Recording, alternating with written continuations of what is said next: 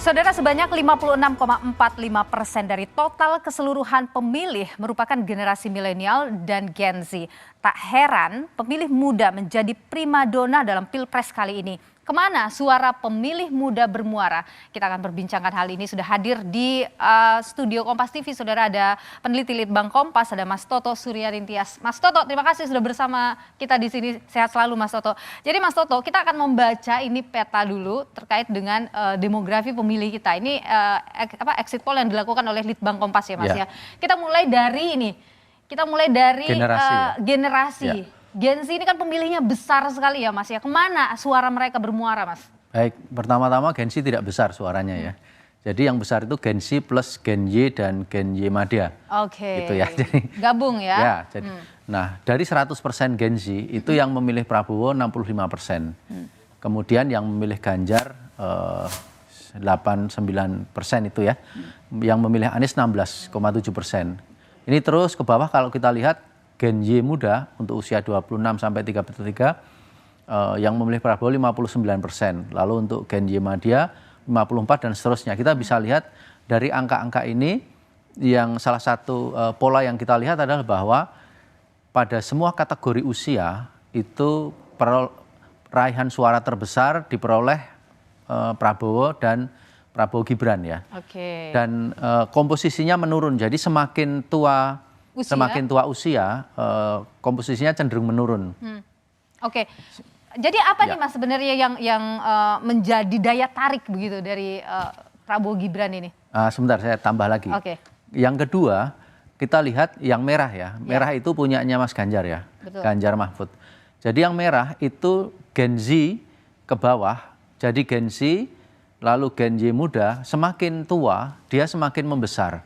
Jadi ini sesuatu yang berlawanan. Jadi kalau Prabowo itu pemilihnya semakin tua dari generasi ya dia semakin menurun. Di generasi baby boomer jadi mulai angka 56 sampai lansia itu hanya tidak sampai separuh bagian yang memilih. Padahal di bagian atas kan 65%. Sementara kalau Prabowo dia justru semakin Ganjar dia justru semakin meningkat. Di baby boomers angkanya sampai 21,3%. Apa yang mempengaruhi ini, Mas? Ini mirip juga seperti Anies. Anies juga semakin tua usia justru pemilihnya semakin banyak komposisinya dari masing-masing kelompok 100% dari masing-masing komposisi. Penyebabnya adalah bagaimana cara komunikasi dari kandidat dan bagaimana mereka dipersepsi oleh kandidat. Seperti kita tahu bagaimana pencitraan dari Prabowo ini dengan slogan-slogan yang menampilkan politik populis. Bagaimana dikesankan politik sebagai sesuatu yang ringan, yang populer, dan dia cukup akrab dengan kaum muda, bahkan disimbolkan dengan bentuk-bentuk boneka yang bulat. Jadi itu menarik mereka ya. Betul. Oke, kita akan melihat lagi demografi dari pekerjaan ya, Mas ya. Kita lihat dari sisi pekerjaan, ini masih atasnya. Oke, ini dulu kita pekerjaan, ya ini dia kita lihat. Bisa Mas dijelaskan ini hasilnya nih? Ya, untuk komposisi pekerjaan ini sebetulnya yang kita paling spesifik ke sini mungkin ya. PNS ini menarik nih. Untuk PNS dan BUMN sebetulnya ini terikat dengan aturan normatif PNS, aparat, polisi, aparat dalam ini polisi dan tentara itu kan ada undang-undangnya yang mungkin mereka harus netral ya dalam hal ini tidak berpihak pada salah satu paslon. Dan kita lihat khusus untuk PNS memang dia masih bisa memilih. Komposisi pilihan terhadap Prabowo dan Anies ini relatif setara ya. Dalam arti dia masih bersimpangan. Sementara untuk Prabowo untuk Ganjar dia hanya 14%. Sementara untuk Prabowo dan Anies 35% dan 34%. Ya hanya itu yang bisa kita baca, tidak terlalu istimewa. Tapi sebenarnya komposisi dari pemilih terbesar dari pekerjaan ini sebetulnya yang paling besar itu adalah ibu rumah tangga dari segi jumlah nominal ya. Dan ibu rumah tangga kita lihat separuh lebih itu memang memilih Prabowo. Sementara pilihan kedua adalah kepada Anies 23% dan pilihan ketiga adalah pada Ganjar. Jadi seluruh komposisi ini sebetulnya kalau kita hubungkan dengan total pilihan itu sebetulnya relatif menggambarkan karena raihan suara dari Prabowo Gibran kan 58%. sekian persen, hampir 59%. Jadi dibandingkan dengan dua kandidat lainnya yang hanya 25 dan 16%, sudah pasti ini akan tercermin dalam seluruh komposisi ketika kita cascading dengan format apapun, pasti akan tercermin bahwa yang paling besar ada di Prabowo Gibran, yang kedua di Anies, dan yang ketiga di Ganjar. Oke, jadi dari sini juga memang sudah terbaca juga begitu sudah ya Mas terbaca. ya. Kita juga akan melihat dari sisi partai politik ya Mas ya. Sorry. Oke, kita lihat dulu dari pekerjaan yang berikutnya Mas. Oh sorry. Partai. Sorry, partai politik ya ini dia, peran parpol. Kita lihat peran parpol. Ya. Nah, nih. Oke, jadi ini 100% pemilih Anies ini mencakup terutama 26%-nya ditopang oleh pemilih PKS. Jadi 26% dari pemilih Anies ini adalah PKS dari responden yang memilih PKS. Kemudian 16% itu adalah dari pemilih Nasdem dan 14% dari pemilih PKB sesuai dengan warnanya. Sementara untuk Prabowo Subianto mayoritas 30% itu adalah pemilih dari Gerindra. Sementara 14% itu dari Golkar dan 10% dari PDIP. Ya, jadi kita bisa lihat bahwa banyak pemilih PDIP yang mencakup 10% dari pemilihnya Prabowo. 100%-nya Prabowo itu 10%-nya ternyata pemilih PDIP. Sementara pemilih Ganjar 59%-nya adalah pemilih PDIP. Jadi 59%, kemudian 6,5% dari Golkar dan 6,5% dari PKB. Artinya kita bisa baca apa? Di sini sumber suara, kalau kita melihat sumber suara ini, kalau komposisinya semakin merata itu semakin bagus. Jadi semakin merata itu artinya dia bisa menghimpun dari keseluruhan pemilih partai, khususnya partai-partai besar. Tetapi kalau suaranya besar semacam ini, artinya dia hanya mendapat suara dari partai pendukungnya saja. Coba mungkin bisa dilihat dari parpol yang satunya. Oke, kita akan lihat dulu dari parpol satunya lagi. Atas, ya. Nah, ini kita bisa lihat, cek di sini. Pemilih PDIP, jadi pemilih PDIP ya, yang memilih Ganjar hanya 54,9, sementara yang memilih Prabowo 34,7. Sementara pemilih Gerindra yang memilih Prabowo 87,6%. Sama juga misalnya kita cek misalnya pemilih PKS. Pemilih PKS yang memilih Anies 65,2%. Jadi kita bisa bandingkan antara pemilih PKS, pemilihnya Ganjar dan pemilihnya Prabowo. Dari situ tercermin bahwa bagaimana soliditas atau loyalitas dari masing-masing pemilih itu di dalam memilih capresnya. Satu hal. Yang kedua juga bagaimana masing-masing partai itu dia tidak semuanya memilih pada capres yang direkomendasikan atau didukung oleh partainya, tetapi dia memilih capres yang lain. Dalam arti terjadi split voting. Kita bisa lihat capres-capres partai-partai pendukung Ganjar, misalnya Perindo, mayoritas dia memilih Prabowo. Ya. Kemudian juga P3, dia 47% memilih Prabowo. Kemudian kita kalau Golkar ya memang ke Prabowo juga ya Mas ya.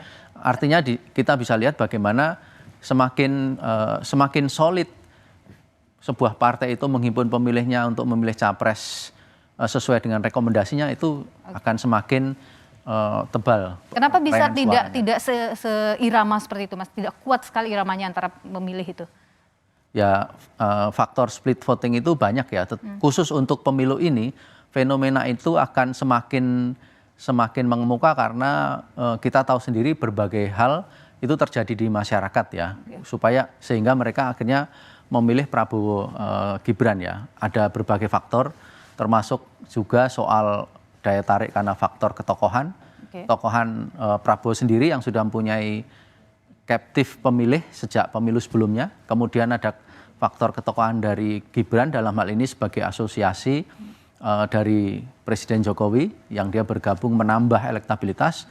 Ada faktor juga dari program-program bantuan sosial. Dan juga termasuk faktor dari manuver-manuver politik yang tajam. Yang sebetulnya banyak dikritik juga. Di sana ada soal istilah cawe-cawe, kemudian juga ada soal istilah keterlibatan aparat, kemudian juga ada istilah money politik, ada istilah serangan fajar. Nah faktor-faktor itu semua bergabung sehingga menimbulkan daya tarik atau daya paksa bagi sebagian responden dari berbagai partai.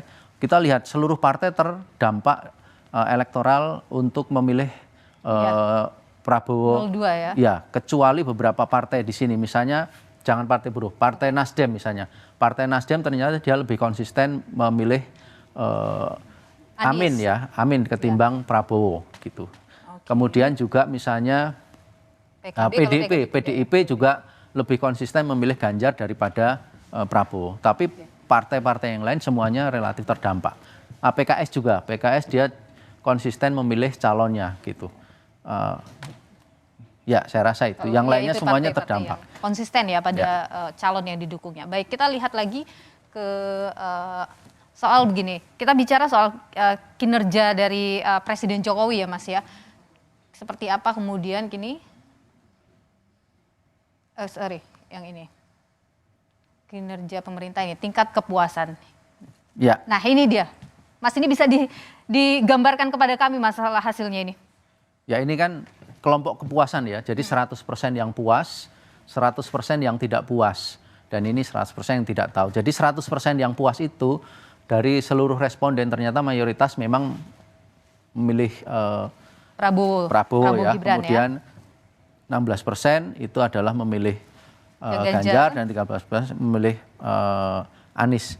Tetapi yang tidak puas ini tergambar sekali bahwa memang mereka yang tidak puas 55% mayoritas itu memilih Anies. Sementara yang memilih Prabowo hanya 27%. Nah, di sini kan kita bisa melihat dengan semua upaya menggalang suara pun sebetulnya Prabowo tidak cukup mampu untuk menghimpun suara dari kalangan responden yang tidak puas. Meskipun komposisi yang tidak puas ini terhadap kinerja pemerintahan Jokowi, kita harus ingat dia komposisinya dia minor ya. Jadi yang puas itu angkanya di sekitar 73, 74, 75%, sementara yang ini sekitar 20-an% gitu ya. Jadi secara proporsi yang tidak puas ini jauh lebih kecil dibanding yang puas. Itu yang harus kita ingat ya. Jadi boleh kita katakan bahwa kalau kita bicara soal kepuasan terhadap Presiden Jokowi begitu memang beriringan juga dengan perolehan yang dicapai oleh Prabowo Gibran begitu, Mas. Betul. Jadi tingkat kepuasan yang dirasakan responden itu pada akhirnya juga berpengaruh terhadap tingkat penerimaan publik dari calon-calon yang diusung atau diasosiasikan sebagai calon yang direstui atau ini oleh Jokowi gitu ya. Didorong atau didukung atau direstui oleh Jokowi. Oke, baik. Mas, kalau kita bicara soal exit poll yang dilakukan oleh Litbang Kompas ini, Mas ya. Ya. Ini sebenarnya seperti apa, Mas? Metodenya, kemudian tingkat margin of error-nya seperti apa, Mas? Ya. Jadi exit poll ini sebetulnya survei ya. Jadi survei tetapi tidak seluruhnya bersifat opini, karena kita berusaha menangkap apa yang dilakukan oleh pemilih di kotak suara. Jadi ketika jadi dari 2.000 responden, 2.000 titik TPS yang kita jadikan tempat untuk melakukan quick count sebagai istilahnya primary sampling unitnya ya, jadi unit terkecil dari sampel kita. Di setiap TPS itu kita ambil 4 responden pada jam tertentu dengan urutan tertentu dengan komposisi tertentu. Sehingga kita mempunyai suatu pola yang ajak yang kita lakukan di 2.000 tempat ini. Dan kita menanyakan beberapa pertanyaan secara simpel. Jadi pertanyaan exit poll itu biasanya tidak terlalu banyak ya. Paling hanya cuma 15 atau 20 pertanyaan yang sifatnya mendasar. Dan kita lebih hanya pengen melihat perilaku memilih dan alasan memilih. Jadi fokusnya di situ. Fokus di situ, bukan di soal elektabilitas. Jadi angka-angka ini meskipun dia mempunyai kaitan banyak dengan elektabilitas, tetapi tidak bisa disangkutkan langsung kepada elektabilitas. Karena untuk elektabilitas kita sebaiknya tetap mengacu pada hasil quick count. Tapi kalau kita bicara soal margin error-nya bagaimana, Mas? Margin error-nya karena dia total sekitar 8.000, exit poll kita belum sampai 100% ya, sepertinya masih mungkin 7.000 sekian, dia angka margin error sekitar 2%. Ya, di bawah 2%. Di bawah 2% Ya, ya Mas di bawah ya? 2%. Oke, jadi tingkat kepercayaannya juga tinggi sebenarnya untuk Ya. exit poll ini yang dilakukan oleh Litbang Kompas. Exit poll ini dilakukan kemarin ya Mas ya? Setelah pencoblosan Bersamaan itu. dengan pencoblosan. Bersamaan dengan pencoblosan. Oke, baik, ini sebagai gambaran tentu saja ya Mas Toto ya dari Litbang Kompas bagaimana kemudian sebaran pemilih, demografi pemilih dan lain sebagainya. Sekali lagi ini dilakukan dengan metode tertentu oleh Litbang Kompas dan dengan margin errornya di bawah 2%, artinya memiliki kepercayaan tinggi. Mas Toto, terima kasih sudah berbagi sharing pandangan juga di Kompas TV hari ini dan tentu ini sebagai acuan juga untuk penonton. Dan saudara, usai jeda berikut ini rekan saya Cindy Sistiarani akan kembali saudara di mengawal hasil pemilu. Ada informasi soal calon wakil presiden pemilu 2024 Gibran Rakabuming Raka yang menyampaikan keinginannya untuk sowan dengan paslon Anies Baswedan, Muhaimin Iskandar dan juga paslon Ganjar Pranowo Mahfud MD usai klaim kemenangan memperoleh suara unggul dari hasil hitung cepat.